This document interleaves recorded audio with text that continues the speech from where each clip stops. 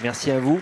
Et donc, je vous propose que nous enchaînions donc avec la deuxième table ronde de cette matinée, donc consacrée plus spécifiquement à l'éolien, vecteur d'emploi et de savoir-faire de réindustrialisation dans les territoires. Et pour cela, j'appelle à me rejoindre sur l'estrade David Marchal, qui est directeur exécutif adjoint expertise et programme au sein de l'ADEME, Karine Méninger, qui est directrice régionale de Pôle emploi Normandie, Serge Nocody, qui est vice-président des réseaux de chaleur éolien biomasse à l'Amorce, et Frédéric Petit, président de Siemens Gamesa, qui va nous rejoindre sur l'estrade également. Messieurs, dames, installez-vous.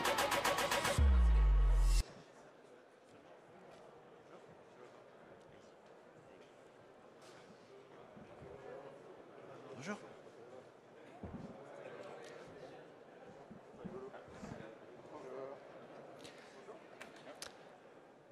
Voilà, merci à vous tous et toutes d'être présents ce matin avec nous donc pour discuter emploi, réindustrialisation sur les territoires.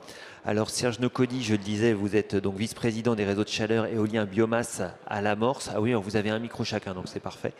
On a déjà effectivement touché le sujet du doigt de la création d'emplois sur la table ronde précédente, plus largement la création de valeur, ce que les territoires pouvaient en attendre quasiment en matière de lutte contre la désertification rurale, la restauration de services publics, etc. À votre avis, effectivement, qu'est-ce qu'il en est en matière de création d'emplois? Est-ce que pour vous, ils sont bel et bien visibles, sachant, je le rappelle, qu'hier, on a évoqué dans le cadre de l'Observatoire de l'éolien, 25 500 emplois sur le territoire français, des emplois directs, plus 13% en un an, une augmentation assez ténue parce que, bon, un ralentissement pour des raisons sur lesquelles je ne reviendrai pas, mais 33% de la création d'emplois liée au développement de l'éolien offshore, on le verra, qui effectivement constituera un petit peu le fil rouge de cette table ronde, mais pas seulement. Voilà, donc ça c'est l'état des lieux. Qu'est-ce que ça vous évoque? Alors, avant de commencer, je voudrais quand même dire par rapport à l'an dernier, parce que j'ai toujours le plaisir d'être présent au colloque de la FE. J'avais dit l'an dernier que il était temps que la filière éolienne puisse devenir mature. Et donc, cette année, je vais avoir un autre discours, et ça va répondre à la question que vous me posez immédiatement, David. C'est qu'aujourd'hui, nous sommes dans une période de crise que nous n'avons jamais connue, et que le monde de l'énergie pour les collectivités est un vrai souci. Et pour les citoyens également. Donc, quand on regarde les énergies renouvelables, je sais bien que l'énergie éolienne est la première énergie renouvelable, mais aujourd'hui, les énergies renouvelables sont indispensables à la survie de l'énergie dans ce pays et au-delà. Donc, la question pour les collectivités qui sont aidées par un tas d'outils par le législateur, aujourd'hui, c'est évident que le moyen justement d'affronter ces problèmes, c'est de rapprocher à la fois ceux qui produisent de l'énergie, ceux qui la distribuent et surtout ceux qui sont les consommateurs, à savoir les citoyens. Pour moi, le monde de l'énergie avec les énergies renouvelables, c'est une manière d'aborder, d'une manière pédagogique, la complexité de ce qu'est l'énergie en France. Ça, c'est le premier point. Donc, les collectivités, c'est sûr, aujourd'hui, qui ont besoin de recettes, je ne reviens pas sur ce qui a été dit sur une autre table ronde, mais les recettes sont indispensables pour permettre aux territoires de pouvoir équiper leur territoire de la meilleure manière. Donc, les investissements qui peuvent être faits, alors je rappelle, parce qu'on ne dit pas assez, les énergies renouvelables, c'est 4-5 énergies. Il y a bien entendu l'énergie éolienne, le photovoltaïque, le solaire thermique, la biomasse, élément important, et la chaleur. Et la chaleur est un vrai souci également, parce que vous savez qu'aujourd'hui, on le voit bien, dans un tas de collectivités, il y a une demande accrue pour se brancher sur du collectif servi par un chauffage urbain. Pourquoi? Parce que justement, le coût de l'énergie est un élément important. Et ça touche aussi bien la collectivité que les citoyens. Donc, tout ce qui peut apporter de l'investissement, et on le voit parce qu'il y a plein d'exemples, je vais en citer quelques-uns. Je vois dans la région Auvergne-Rhône-Alpes, on a développé beaucoup tout ce qui est le photovoltaïque solaire. La preuve aujourd'hui, il y a eu même ce qu'on appelle les centrales villageoises qui ont permis de développer le photovoltaïque même en autoconsommation et qui sont des outils intéressants. Et puis, bien entendu, il y a tout ce qui se passe autour de l'éolien. Je prends la région encore Auvergne-Rhône-Alpes. Vous avez Poma qui est présent ici, qui est à la fois un industriel qui a eu le courage de construire une usine toute neuve. Donc ça c'est favorable à un territoire parce qu'une usine qui se construit, c'est des emplois, c'est un tas d'activités, le génie civil. C'est la réindustrialisation qu'on souhaite, qu'on appelle de nos Et voeux. Alors, je dirais justement, si on veut aller encore plus loin dans les investissements qui intéressent les collectivités, surtout dans les territoires ruraux, ce qui serait bien, c'est qu'une fois, je pense toujours que, je l'ai déjà dit plusieurs fois, ce qui est regrettable dans ce pays, c'est qu'on n'ait pas eu une vraie vision d'un État stratégique sur une vraie filière industrielle de l'éolien, par exemple. Je reconnais volontairement que toutes les entreprises qui sont présentes aujourd'hui avec des stands sont toutes des entreprises plus ou moins internationales, mais le problème c'est qu'on a loupé le coche et ça aurait été justement un moyen de réindustrialiser des activités sur les territoires. Est-ce que là, il n'y a pas un petit peu la graine justement comment dirais-je, de l'opposition au développement de l'énergie éolienne parce que finalement, les acteurs ne sont pas les acteurs français, mais ils viennent récupérer de la valeur sur le territoire de l'Hexagone. Non, je ne pas sur ce terrain-là. Je crois qu'on a loupé le coche aussi bien du côté des élus que du côté des citoyens. C'est-à-dire qu'à un moment donné, à partir du moment où on lançait des opérations de construction d'éoliennes, il aurait fallu tout de suite qu'on se préoccupe de la filière de A jusqu'à Z. Comme je le dis pour la biomasse, de la racine à la cendre, là c'est pareil. C'est qu'on a mal communiqué. Les élus, surtout ruraux, étaient dépourvus d'informations, mauvaise connaissance de ces sujets qui sont des sujets à la fois techniques, complexes. On voit bien que entre le transport de l'énergie, ce que vient de dire le directeur général de la Creux, donc on voit bien que c'est un domaine très complexe, l'énergie. C'est pas un domaine qu'on peut appréhender sans avoir des connaissances. Et c'est vrai qu'il a marqué beaucoup de formations auprès des élus, et c'est pour ça qu'Amorce d'ailleurs porte souvent ses combats pour soutenir les collectivités. J'en pour preuve toujours sur ce qui s'est passé l'an dernier. On a pu mobiliser plus de 250 collectivités qui ont répondu à un appel justement pour soutenir l'éolien en France. On était la seule structure associative d'importance.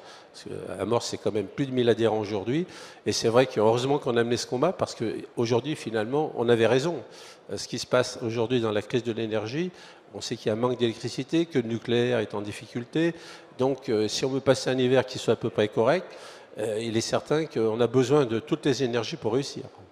Donc, oui, les investissements sont bénéfiques aux collectivités, mais c'est vrai que je vois dans les énergies renouvelables, et en particulier sur le photovoltaïque aussi également, des possibilités énormes. En revanche, ce qui est dommage, c'est qu'une fois de plus, on s'aperçoit que le photovoltaïque est souvent importé de l'étranger. Je suis bien placé pour le savoir, dans une usine qui s'appelle Photowatt, qui est en grande difficulté financière. Et c'est quand même malheureux que même sur des appels d'offres, même pour EDF, qui va chercher éventuellement ces matériaux à l'étranger. Donc si je résume, effectivement, développement d'énergie renouvelable en général, éolien en particulier, ce sont des opportunités pour les acteurs du territoire, de la création d'emplois, de la création de richesses, mais j'ai envie de dire, peut mieux faire. Oui. Alors justement sur l'emploi, j'attendrai que des réponses soient données par mes collègues présents à la tribune. Moi je me rappelle l'étude excellente grâce à David qui avait été faite par l'ADEME seulement lorsqu'il y a eu ce travail sur la filière de manière générale. Il y a eu un vrai travail de fond et je remercie vraiment ce travail parce que c'est un travail, je dirais, à la fois français, européen et mondial, avoir une vraie vision stratégique. C'était un peu la Cour des comptes d'ailleurs qui avait demandé ce travail de réflexion. Et je me souviens, on donnait 18 000, on disait 10 000, 18 000 emplois. Aujourd'hui, je crois que j'ai entendu des chiffres, on a 25 000. Mais moi, ce qui m'intéresse pour vraiment parler du discours auprès des collectivités, c'est combien d'emplois réels sont réellement créés, tant du côté, je ne parle pas des emplois qui à un moment disparaissent, parce que c'est une fois que le génie civil a fait son action, mais ce qui compte, c'est sur la maintenance, combien de techniciens réellement sont présents sur les parcs éoliens et quels sont les chiffres exacts, précis, du nombre d'emplois qui sont développés. Ce qui permettrait de calmer nos opposants à l'éolien en disant que, parce que souvent c'est l'argument qui a été mis en place, combien d'usines se créent en France pour soutenir l'éolien. Voilà, il y a toute une véritable stratégie en profondeur sur l'employabilité dans le monde de l'éolien. Alors David Marchal, vous qui êtes de l'ADEME justement, est-ce que vous avez effectivement quelques chiffres à donner en réponse aux questions que se pose Serge Nocody ? Alors sur les chiffres très précis du nombre de techniciens, là je les ai pas exactement sur moi, à vrai dire, mais ce qu'on sait, c'est l'ordre de grandeur déjà des 25 000. Alors selon fait, nous on a 22 600 emplois selon l'enquête annuelle de l'ADEME. C'est le même ordre de grandeur, ce sont des emplois directs et indirects, et en règle générale, la différence entre nos approches, tiens, est-ce qu'on compte les assureurs à l'intérieur ou pas? Enfin voilà, ce genre de nuances. L'ordre de grandeur est là. C'est une filière qui crée de l'emploi. On a également, par rapport à cette question de la valeur qui reste en France, des chiffres aussi. 60% de la valeur d'un parc reste en France, 90% de la valeur d'un parc reste en Europe. Donc ça, c'est quand même intéressant à savoir, par rapport notamment au photovoltaïque, où là, la valeur des modules, notamment une partie, part pour le coup en dehors d'Europe. Je crois qu'on a, bon, sur l'éolien en mer, on y reviendra, une super dynamique voilà, où on rattrape un peu le retard par rapport à ces questions d'industrialisation. Nous, on compte 900 entreprises présentes dans le domaine, 5,7 milliards de chiffre d'affaires. Donc voilà, c'est une filière quand même qui pèse et qui exporte notamment. Alors, il n'y a pas beaucoup d'acteurs dont on dit qu'ils exportent, mais ceux qu'on peut mettre en avant, bien sûr GE, il y a bien sûr l'histoire de postes de raccordement électrique par les chantiers de l'Atlantique, que me susurrait aussi mon voisin, mais je l'avais aussi dans mes notes. Donc, et puis Rolix de Fontaine qu'on cite toujours, mais voilà, enfin, on a quand même des industriels exportateurs, et ça c'est important de le rappeler. Après, dans les leviers pour accroître cette part locale, je rejoins tout à fait Serge sur ce qu'il a dit sur la sensibilisation des élus. Nous, on a mis en place un réseau là, qui se consolidifie progressivement, qui s'appelle les générateurs, qui est là pour accompagner les élus dans leur positionnement par rapport au projet, le fait de pouvoir se saisir des projets le plus en avance possible, c'est à mon avis une bonne façon pour accroître cette part locale, mieux sensibiliser les populations, des questions d'appropriation, mais il y a aussi quelle posture la collectivité adopte. Est-ce qu'elle essaie de rentrer au capital du parc? Est-ce que simplement elle facilite son implantation? Est-ce qu'elle profite uniquement des taxes locales? Enfin, tout ça, il y a toute une gradation de positionnement, et ce réseau, les générateurs, il est là pour ça. Il est là pour les aider à se positionner. On a peut-être également un point par rapport à l'éolien participatif, au financement participatif, qui était un peu évoqué par Serge. Là aussi, on avait mené une étude avec Énergie Partagée, association, pour évaluer la plus-value en termes d'emploi et en termes de retombées locales que pouvait apporter l'implication d'une collectivité dans un projet, notamment quand il s'agit de choisir les entreprises qui vont participer aux travaux de fondation, aux travaux de raccordement électrique, etc., où on peut avoir une part locale qui est plus importante sur ces projets. Alors, on a évoqué effectivement l'éolien offshore. Serge Nocody disait également que les élus locaux ont besoin de billes quelque part pour alimenter la dynamique, pour que ce soit mieux reçu. Est-ce que l'ADEME travaille plus particulièrement sur l'impact socio-économique du développement de l'offshore sur les façades maritimes ? Oui, alors c'est un tout nouveau sujet qu'on est en train de monter et de finaliser en partenariat avec un certain nombre de laboratoires de recherche en socio-économie, effectivement, un projet qui s'appelle Éole en mer, un gros projet de recherche avec donc des sociologues, avec des économistes qui vont suivre dans la durée l'impact des parcs en mer sur les populations des façades concernées. Alors je trouve que c'est très intéressant parce que leur projet aborde plein de thématiques. Tout d'abord, ils vont faire un état initial pour voir un peu quelle est la perception actuelle avant que les projets se fassent, ou du moins au tout début.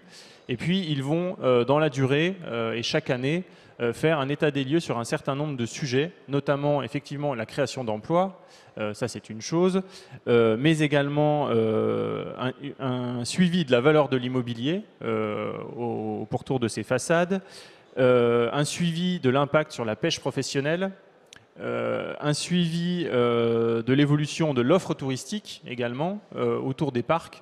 Et à chaque fois que je dis suivi, c'est en plus ou en moins, et aussi qualitativement, comment la pêche évolue, comment l'offre touristique évolue autour des parcs, et également une évolution plus globale de la perception de l'éolien de l'éolien en mer et de la sensibilité par rapport aux questions de paysage, par exemple. Voilà. Donc tout ça, je trouve que c'est vraiment très, très intéressant parce que ça va apporter à la fois des valeurs, du quantitatif, sur les emplois notamment, et puis sur la perception que les populations locales vont avoir progressivement de ces parcs. Ces sociologues vont pouvoir habituellement, un travail de sociologue est assez intéressant puisqu'ils essaient de faire un peu des catégories de foyers, de postures par rapport à la réaction que les gens vont avoir sur ces questions-là. Serge Nocody, là vous y trouvez effectivement matière à répondre à ce que vous disiez, à ce que vous demandiez, d'avoir des études qui abondent dans la création d'emplois effectivement sur les territoires? Moi, je dirais que ce que venait de dire David est tout à fait exact. les moyens. Enfin, il y a un élément que j'ai oublié tout à l'heure, parce que quand même pour les énergies renouvelables, c'est quand même la première fois qu'un président de la République, pour une filière, vient inaugurer un parc éolien. C'est quand même à noter, parce que jusqu'à présent, donc je pense que c'est un signe. J'ai fait un peu de provocation, mais ça c'est mon style. Simplement pour dire quand même qu'on sent que les énergies renouvelables aujourd'hui sont un élément clé de la réussite. C'est un symbole fort le fait que le président Macron vienne effectivement inaugurer un parc. Je vois mes amis de l'a fait ici. Je pense que c'était quand même un élément fort, et puis c'est même réjouissant pour l'ADEME aussi, parce que c'est comme l'ADEME qui porte toutes les politiques de l'énergie et de l'environnement en France. Ça démontre justement qu'enfin on a pris conscience que... Oui, je vois David Marchal quand même qui dit ça fait lourd sur les épaules. Ah ben oui, mais je taquinerai tout à l'heure David Marchal sur le fonds chaleur, mais ça c'est un autre sujet. Serge exagère un peu en disant qu'on porte toutes les politiques sur le sujet. Bon. Non, c'est pour donner de l'avenir à l'ADEME. Non, simplement, c'est vrai qu'il faut reconnaître que... J'insiste beaucoup sur le sujet des répercussions de la construction d'une nouvelle unité. On voit sur le photovoltaïque, aujourd'hui, on a des oppositions pareilles qui se posent la même question. Est-ce qu'un champ photovoltaïque va nuire à l'environnement immédiat, ainsi de suite. Donc c'est vrai que c'est un travail important qui est, à mon avis, intéressant sur cette étude. C'est de pouvoir justement nourrir en permanence ce débat. Et ce débat, il doit être porté très, très fortement. Et le fait d'avoir mis des accompagnateurs en place pour aider les territoires justement ruraux à avoir des personnes plus qualifiés qui pourront apporter l'expertise en plus d'Amorce et d'autres structures, à mon avis, c'est un élément clé de la réussite du développement des énergies renouvelables. David Marchal, comment est-ce que l'ADEME accompagne ces politiques de réindustrialisation? Est-ce qu'il y a des outils spécifiques qui existent, qui sont mis en place? Alors oui, effectivement, on est depuis peu, on est opérateur de France 2030 à l'ADEME, et France 2030 dans le domaine de l'environnement, on va dire. Je précise qu'on est opérateur parce qu'il n'y a pas beaucoup d'opérateurs. Il y a BPI, il y a l'ANR et il y a l'ADEME sur France 2030. Et l'ADEME est donc l'opérateur pour tout ce qui a trait à la transition écologique. Être l'opérateur, ça veut dire 10 milliards d'euros à gérer dans les années qui viennent. Donc c'est colossal en termes d'investissement.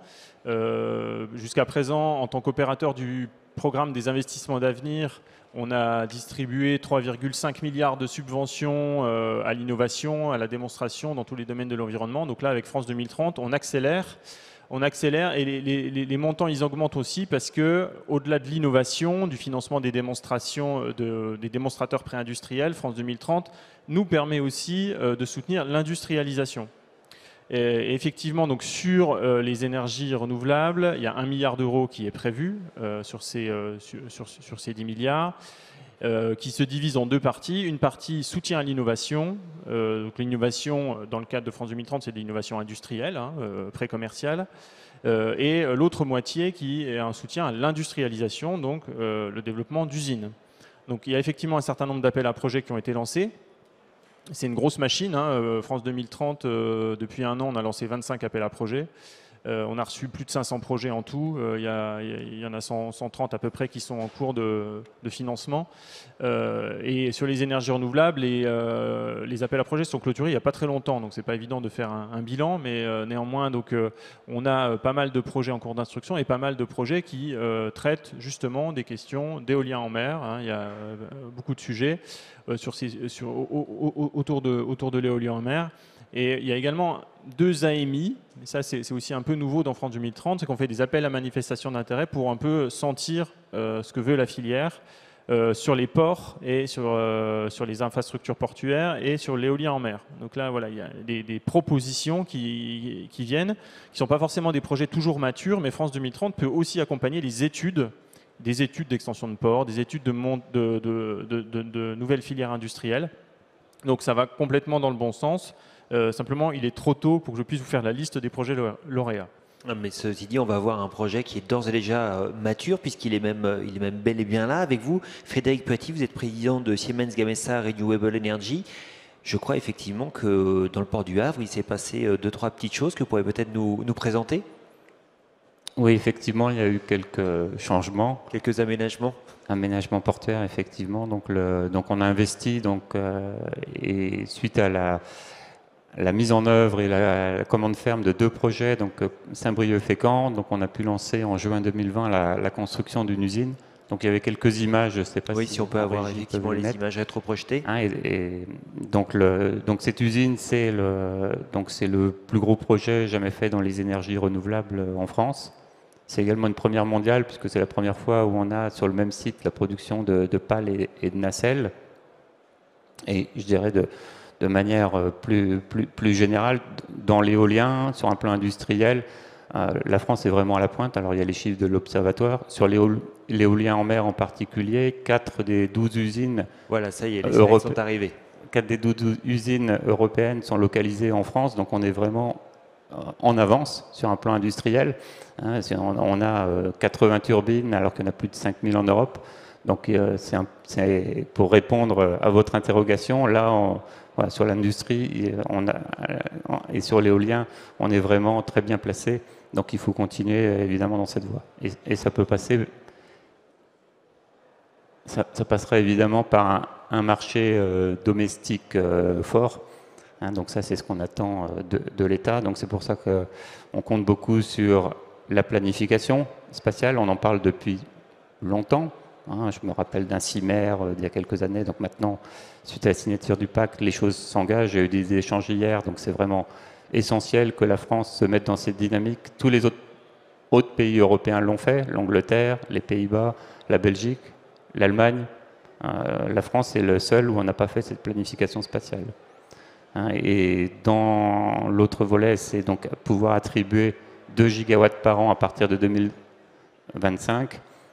Donc en tant qu'industriel responsable, y compris pour nos salariés, c'est quelque chose évidemment qui pour nous est très important, y compris pour la pérennité des emplois. Hein. Il n'y a pas un marché domestique fort. Le contenu local en France c'est important, mais il y a d'autres pays qui considèrent le contenu local comme essentiel. Donc plus précisément sur l'usine, donc aujourd'hui, donc l'usine est en production depuis le mois d'avril. On a d'ailleurs une belle visite présidentielle également, hein, donc un double signe, vous voyez, avec une déambulation le 14 avril du candidat à l'époque. Et on a, pour recruter ces 700 personnes, on s'est appuyé très largement sur Pôle emploi, hein, puisqu'on a noué un partenariat avec Pôle emploi pour notamment en mettant en œuvre la méthode de recrutement par simulation pour trouver ces opérateurs de production de pales, hein, où en fin de compte c'est plutôt un peu de la draperie, on pose de la fibre de verre avec dextérité, soin, on travaille en équipe et puis après on va infuser, puis on fait de l'assemblage de nacelles. Donc tout ça c'était des nouveaux métiers, hein, donc, qui n'existaient pas. Donc on a également avec l'UIMM, l'AFPA, noué un autre partenariat avec un centre de formation au Havre, dans lequel on a investi plus de 10 millions d'euros hein, pour réussir à former nos équipes avant la mise en production de l'usine. Et puis, c'est pas fini, puisque il y a un peu de monde dans la salle, mais il y a aussi un appel, hein, puisqu'aujourd'hui, on continue à recruter largement. On a pratiquement 200 postes encore ouverts, donc n'hésitez pas à aller sur notre site internet, à regarder hein, Siemens Gamesa Carrière, vous retrouverez tous les postes ouverts. Venez nombreux, on cherche en fin de compte, et on a besoin en fin de compte, dans le cadre de la montée en cadence hein, de cette usine, de ces pratiquement 200 postes complémentaires. Alors vous dites justement 200 postes complémentaires, ils viennent en complément de combien de postes déjà créés? Donc comme je disais, il y a 700 emplois directs, plus de 700 personnes déjà dans l'usine à ce jour, et on a des profils, puisqu'en fin de compte, souvent on pense à des profils très académiques. Sur un opérateur de pales, c'est vraiment, c'est un métier qui reste très manuel, et manuel avec un vrai savoir-faire. Justement, hein, est-ce que vous avez une typologie, grosso modo, effectivement, des profils qui sont concernés par ce type de métier, parmi ces 700? Juste un chiffre, aujourd'hui, dans les 700, on a plus de 10% des personnes qui sont des profils éloignés de l'emploi. Hein, donc des gens qui faisaient vraiment autre chose avant, mais qui avaient envie de rejoindre le monde industriel. On a d'ailleurs quelques surprises parce que certains n'avaient pas de réflexe industriel, hein, des choses qui nous semblent la sécurité, les horaires de travail, des rythmes. Voilà, et ça, c'est quelque chose qu'on a peut-être d'ailleurs un peu sous-estimé au début. Hein, c'est tout cet accompagnement de ces personnes, mais c'est voilà, quelque chose qui se met en place.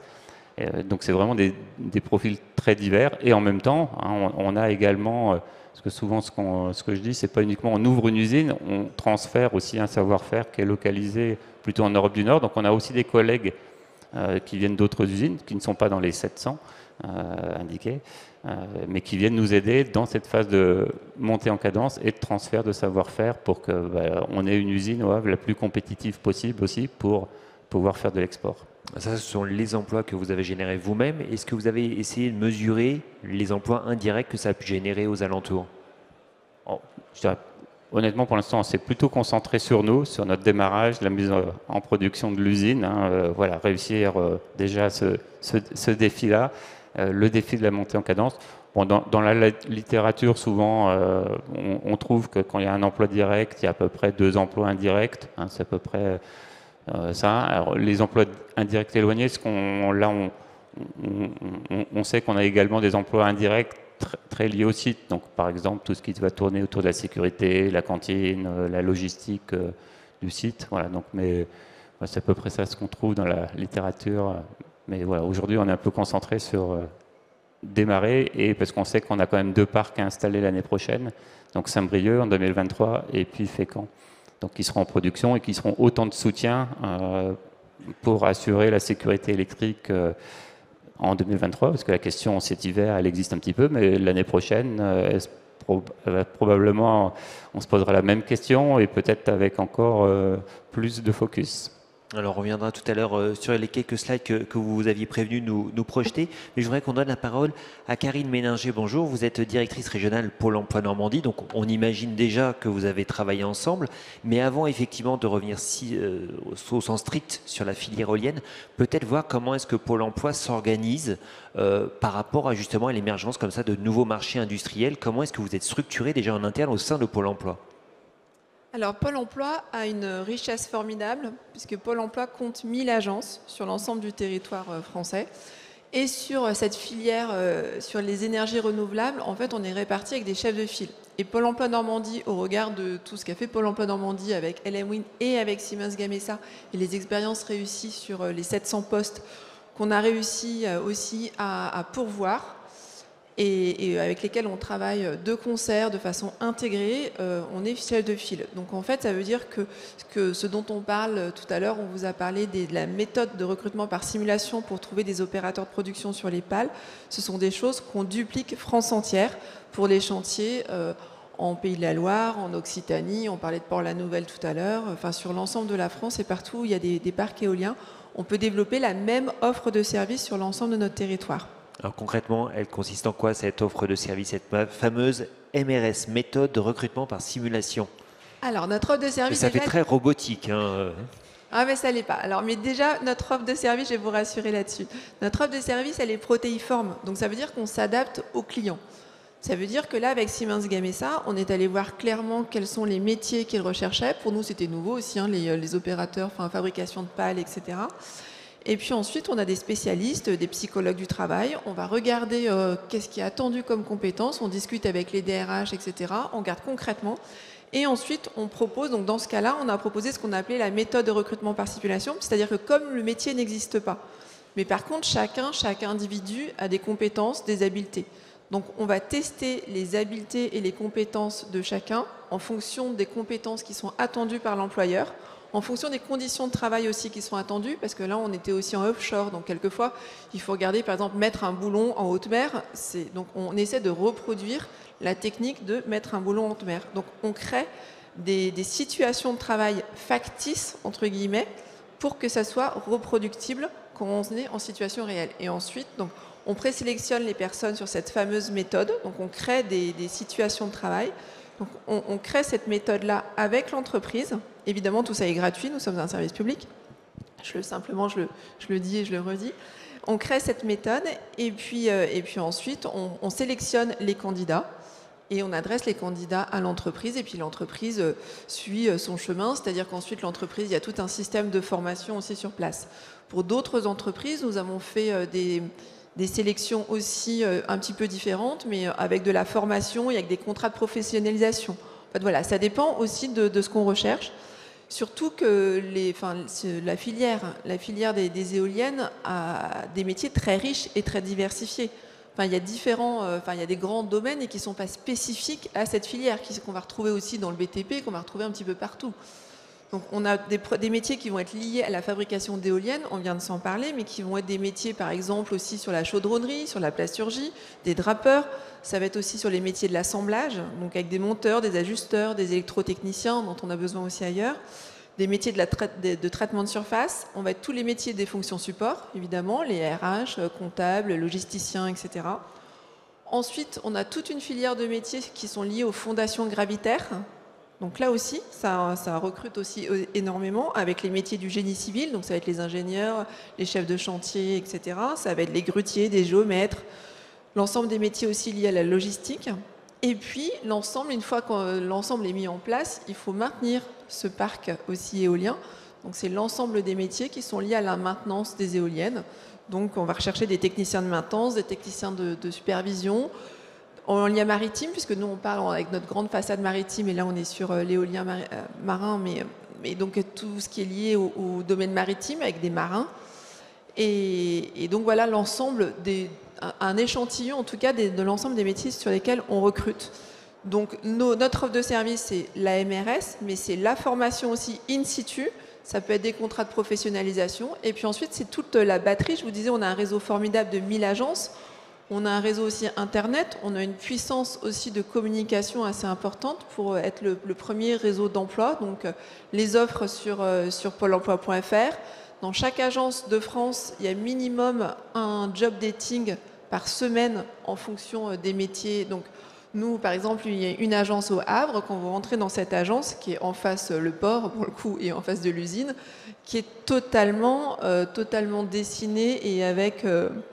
marketée un peu éolienne, avec des éoliennes à l'accueil, etc., pour encourager les personnes à se diriger vers ces métiers-là qui ne sont pas forcément connus. Voilà. Alors effectivement, vous disiez l'avantage avec les éoliennes marines, c'est que ça fait évidemment appel à la question des marins. Du coup, ça m'incite à vous poser la question de la reconversion. Est-ce que vous avez mesuré le potentiel de reconversion des emplois locaux qui aujourd'hui sont en difficulté et qui du coup retrouvent effectivement des opportunités avec, par exemple, le développement de l'éolien offshore? Est-ce qu'il y a une large part liée à la reconversion en fait? Alors pour nous, comme on disait, pour nous c'est beaucoup de reconversions. Je ne l'ai pas mesuré parce que pour nous, on n'est pas forcément sur des primo-accédants. Effectivement, ça peut passer par nous en sortant d'école, etc. Mais comme je vous dis, on mise beaucoup sur l'attractivité aussi employeur, sur la marque employeur, beaucoup de personnes cherchent un sens au travail aujourd'hui. Et pas forcément des jeunes, à chaque époque de la vie, et quoi de plus qu'un sens au travail, qu'à un moment donné, avoir un véritable sens aussi sociétal. Et on mise aussi là-dessus. Et donc je ne peux pas vous le mesurer, mais ce que je peux vous dire, c'est sur l'ensemble des postes qui ont été évoqués sur les 700 postes, on a 8% des personnes qui habitent en quartier politique de la ville, et on a 20 personnes, des demandeurs d'emploi de longue durée. Et ça, c'est aussi formidable pour nous, parce que ça offre une opportunité supplémentaire à des personnes qui n'y avaient pas pensé, et retrouver aussi le chemin de la dignité, de l'humilité et du travail, et derrière de rester aussi dans une entreprise qu'offre des belles perspectives. Alors vous disiez effectivement les services que vous proposez aux entreprises tels que Siemens Gamesa, c'est gratuit. Néanmoins, j'imagine que c'est contractualisé. On ne débarque pas dans une agence sur bonjour, je vais recruter 700 personnes, aidez-moi. J'imagine que tout ça se tisse dans la durée. Il y a une certaine ingénierie contractuelle, notamment un accompagnement vraiment important. Tous les deux, du coup, si on comprend bien, vous avez travaillé ensemble, en tout cas vos services, effectivement, à cette fin. Oui, il y a eu beaucoup d'échanges, donc notamment de notre DRH et de nos équipes DRH, et avec également les fonctions métiers pour expliquer notre besoin à Pôle emploi. Et justement, également, nous on voulait pas 700 personnes d'un coup, hein, donc il y a également une montée en cadence de l'équipe qu'on a synchronisé aussi avec le parcours de formation qu'on faisait, donc et aussi avoir les moyens nous d'accompagner. Donc il y a eu tout un processus. Donc par exemple, pour accompagner les nouveaux embauchés, il faut d'abord commencer par avoir les managers qui vont être en capacité d'accueillir et d'expliquer et donner du sens à la suite. Et donc c'est tout ce travail qui a pris des mois. mais qui s'est fait quand même très rapidement. C'est un peu la difficulté où les projets éoliens terrestres sont 2 fois plus longs en France qu'en Europe. L'éolien en mer, c'est pas mieux, c'est également 2 fois plus long. Mais une fois qu'on appuie sur le bouton en juin 2020 qu'il faut le réaliser, là, on est tout de suite sous pression. Et donc, on avait évidemment anticipé avant, mais bah, voilà, tant qu'il n'y a pas de commande ferme, tant que les projets sont pas purgés de tout recours, on ne peut pas commencer à engager des investissements conséquents. Mais on a trouvé un bon équilibre. Enfin, en tous les cas, ça s'est vraiment très bien passé. On est très satisfait de la coopération. Et puis, la collaboration entre Siemens Gamesa et Pôle emploi, elle a commencé quand Elle a commencé quand Approximativement, je ne demande pas un chiffre exact. Trouve la date, mais je dirais, moi, derrière les chiffres, parce qu'on donne des chiffres, mais moi, c'est pas des chiffres que je donne. C'est assez rapide, en tout cas. Il y a une bonne réactivité de part et d'autre. Moi, c'est pas des chiffres, c'est par rapport aux nouveaux employés qu'on a, le 24 septembre, on a fait, en fin de compte, pour tous nos nouveaux salariés, une journée porte ouverte dans l'usine, pour qu'ils puissent venir avec leurs conjoints, avec leurs familles, leurs enfants, leurs grands-parents, enfin... Et moi, la meilleure récompense, ça a été le bonheur de voir ces salariés qui ont plaisir à expliquer leur métier. Il y en avait qui étaient sur des stands pour expliquer voilà, ce qu'ils faisaient. Ils devaient rester 2 heures. Finalement, ils sont restés toute la journée. Donc ça, c'est vraiment un grand plaisir. Et voilà, on a pu trouver ces personnes avec la coopération qu'on a mis en place avec Pôle emploi. Oui, juste pour compléter, 2019-2020 avec présentation avec le DRH, etc. de Siemens Gamesa. Et ensuite, Siemens Gamesa nous a fait aussi confiance en nous mettant en tant que coordinateur. Donc, ce n'est pas nous tout seuls, c'est aussi Pôle emploi coordinateur, mais avec, par exemple, l'APEC. Donc, on a associé aussi, évidemment, l'APEC pour le recrutement des cadres, mais aussi les associations d'insertion par l'économique, mais aussi, voilà, sous l'égide de la sous-préfecture, on a articulé l'ensemble des acteurs de l'emploi et de l'insertion pour tout mettre en œuvre pour satisfaire les besoins de l'entreprise qui s'installait sur le port du Havre. Serge Nocody, quand j'écoute là, pour moi, ça fait écho à ce que disait Madame Louis tout à l'heure. On est sur un vrai projet structurant de territoire. Ça donne envie, ça? Moi, ça, je vous félicite tous. Là. Franchement, moi qui suis du monde de l'entreprise, quand j'entends le discours que vous tenez entre Pôle emploi et un chef d'entreprise, un peu qui a prouvé, enfin, je veux dire, en plus, 700 personnes, c'est quand même un sacré défi quand même sur un territoire. Parce que je connais bien le Havre, on a fait notre congrès à Morse il y a 2 ans, mais c'est vrai que je me mets à la place des élus territoriaux et du maire du Havre qui devait être très content de ce projet, n'est-ce pas, à l'époque. Mais ce que je retiens surtout, c'est quel est le chiffre en termes de retombées économiques qu'on peut donner aujourd'hui sur un territoire comme le Havre, en termes d'investissement, en termes de dynamique des activités autres que les activités de l'éolien pur, parce que je suppose que... Et puis une dernière question sur la mobilité. Est-ce qu'il y a beaucoup de gens qui ont été attirés extérieurement au territoire du Havre à venir travailler chez vous? Est-ce qu'il y a une appétence justement dans cette dynamique? Parce que c'est une des plus belles usines, hein, c'est beau ce que vous faites, hein, mais est-ce qu'il y a une appétence pour les métiers de l'éolien? Donc, sur les métiers de l'éolien, il y a de l'appétence. En tous les cas, ça c'est quelque chose qu'on a vu. Néanmoins, je pense que le recrutement s'est fait sur le bassin assez localement. Également, parce que voilà, si on est loin, c'est une décision qu'engage également la famille, hein, donc c'est pas une décision toujours simple, mais il y a un intérêt. On l'a mesuré aussi parce qu'on a un autre partenariat encore où il y a Pôle emploi, l'UMM pour les techniciens de maintenance, hein, où on a en fin de compte décidé d'attirer des profils pour être technicien de maintenance dans l'éolien d'ailleurs, pas dans l'éolien en mer, hein, dans l'éolien, mais qui peut se finaliser par l'éolien en mer. C'est vrai que le côté éolien en mer a fait un petit peu un teasing pour voilà, trouver des nouveaux profils qui ne pensaient pas faire devenir technicien de maintenance. Et donc on en a trouvé, on a 2 programmes avec 12 personnes, 2 fois 12 personnes, avec le lycée de Fécamp et l'UMM, et puis avec le lycée de Loudéac, donc où on a réussi à attirer. Ça reste quand même par contre toujours compliqué pour que les gens viennent. On a parfois des gens qui disent oh, je suis sur Dieppe, il faut venir se former à Fécamp, ça fait loin quand même. Donc des fois on a du mal à l'entendre quand on a des collègues qui viennent du Danemark et qui sont là pour la montée en cadence de l'usine pour nous aider. Donc, mais bon, ça fait partie de... Karine Méninger. Oui, je confirme. Alors aujourd'hui, je fais les chiffres. Et donc, voilà, je confirme, c'est 86% en fait des candidats qui sont des Normands, qui sont résidents de la région Normandie, et 65% qui dépendaient des agences du Havre et de Harfleur, donc juste à côté. Mais cette donnée, elle est intéressante, et c'est pour ça que j'insiste d'aller vers les agences locales, etc. Parce que nous, on sait que globalement aussi, en ce moment, un demandeur d'emploi sur deux ne prend pas prend un emploi en dehors de son métier d'origine. Parce qu'en fait, il fait le choix peut-être aussi de la non-mobilité. Mais c'est un choix qui lui appartient à partir du moment où il est au travail. Et vous voyez, là, quand je dis, on a marketé aussi l'agence, on a fait beaucoup d'opérations de communication, etc. Parce que justement, on sait ça. Parce que si on va chercher pile la compétence qui va être, on va avoir beaucoup de mal. Là, on va aussi chercher les personnes, voilà, vous avez des opportunités d'emploi sur votre territoire, on peut vous former, on peut vous accompagner à partir du moment où vous avez aussi la base et des compétences qui sont transférables.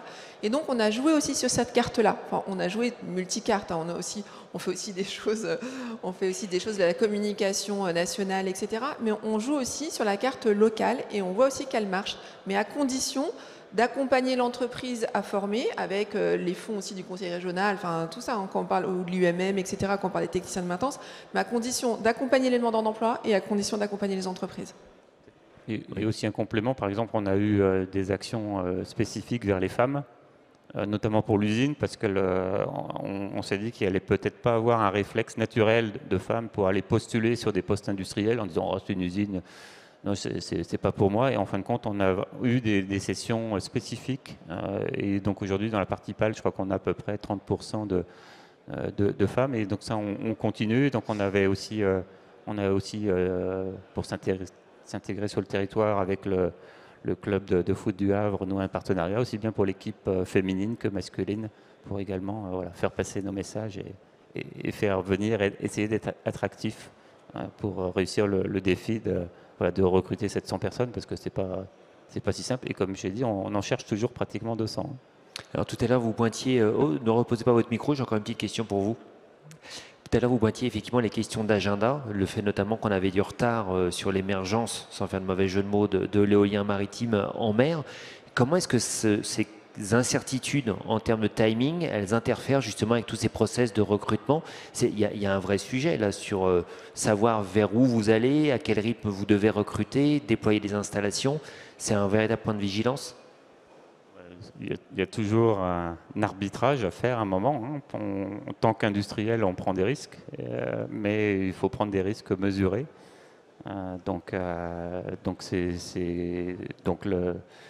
C'est pour ça, par exemple, on n'avait pas décidé de lancer le programme tant qu'on n'avait pas de commande ferme. Donc on savait qu'il y avait une contrepartie, c'est que ça mettait plus de tension pour réaliser. Et puis, en plus, on a eu la période Covid, hein, puisque donc on a lancé la construction de l'usine en juin 2020, mars 2020, je crois que tout le monde se rappelle à peu près de cette date.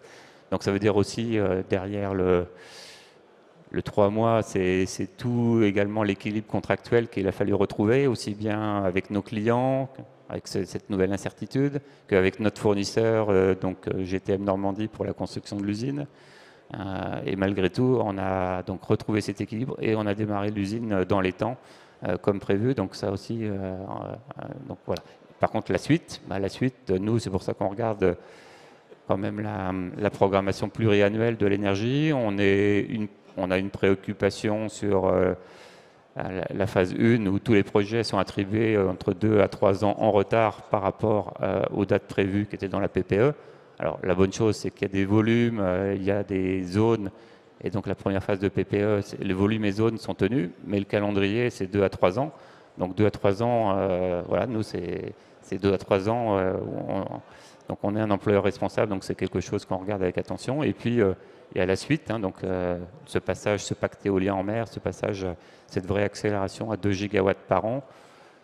Je crois qu'hier, il y avait la table ronde, on disait que c'est prévu en 2025, il y a un engagement de l'État sur 2025. Nous, on estime qu'on est déjà au mieux sur 2026.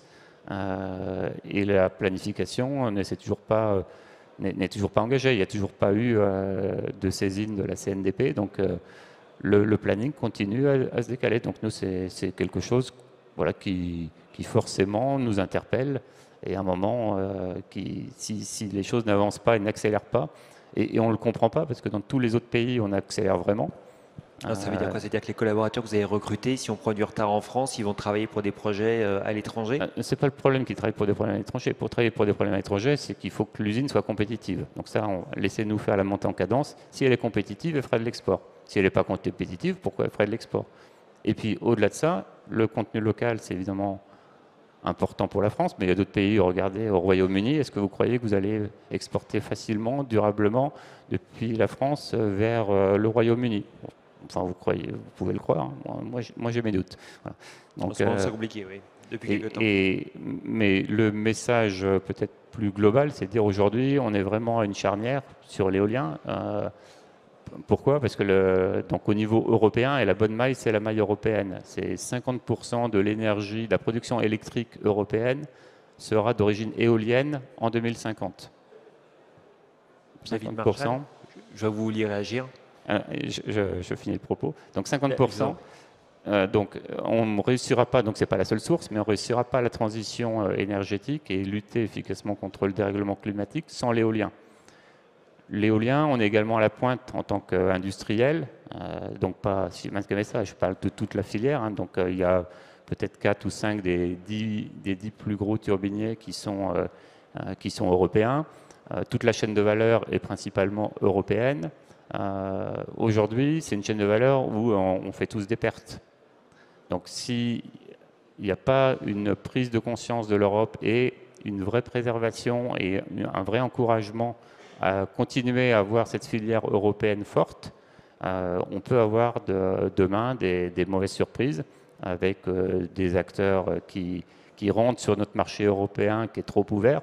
Hein, donc il faut avoir des règles pour continuer à avoir une industrie et des acteurs, évidemment des développeurs, des utilities fortes, pour continuer à accélérer, surtout sur une énergie qui aujourd'hui est devenue très compétitive, créatrice d'emplois, où on recycle maintenant, on sait recycler les pales, on sait recycler les éoliennes, on sait le démanteler facilement.